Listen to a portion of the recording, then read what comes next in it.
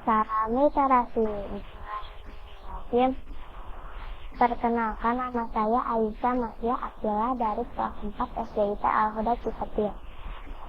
Untuk tantangan literasi bulan April, saya akan mewawancarai seorang mubalik di daerah Soreang. Yuk kita simak. Assalamualaikum Ustaz. Assalamualaikum. Waalaikumsalam warahmatullahi wabarakatuh. Alhamdulillah bi khairin wa antum insyaallah bi khairin kulluhum. Mohon izin wawancara ya Ustaz. Nama Ustaz siapa? Perkenalkan, nama saya adalah Ujang Wahyu yang berdomisili asli di Soreang. Tugas mubalik itu apa saja?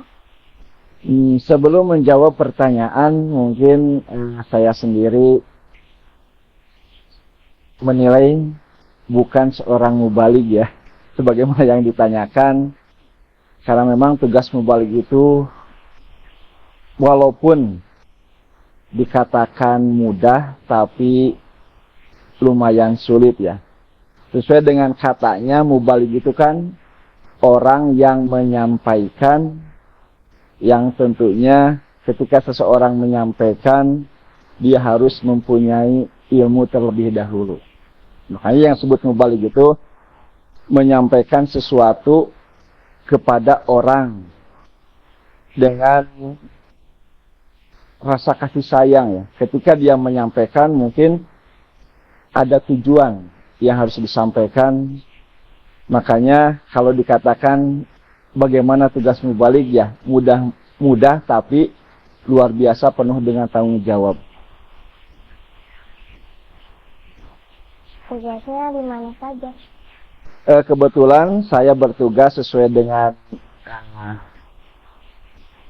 kapasitas dan juga domisili wilayah. Kebetulan di daerah Soreang, ya hampir seluruh Soreang yang berada di bawah pimpinan cabang Soreang, kurang lebih ada, kalau masjid kurang lebih ada 20 masjid, kemudian kalau jamaah kurang lebih ada 9 jamaah. Tantangan menjadi mubalik apa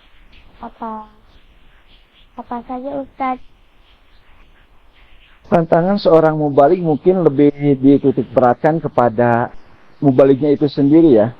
Kalau di masyarakat kan mungkin beraneka ragam dan juga sosial, kemudian lingkungan, ya tergantung kepada mubaliknya itu sendiri sih. Kalau tantangannya, kalau kita misalkan menghadapi sebuah tantangan di masyarakat, merasa seorang mubalik itu berat, ya mungkin bisa berat.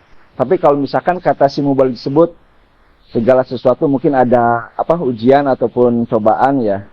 Ya kalau dikatakan mudah, bisa dikatakan, kalau dikatakan berat, bisa berat. Tergantung mubalik itu sendiri sih, untuk menghadapi tantangan-tantangan yang dihadapinya. Suka dukanya apa saja? Suka duka sebagai mubalik, ya kembali lagi kepada mubalik itu sendiri.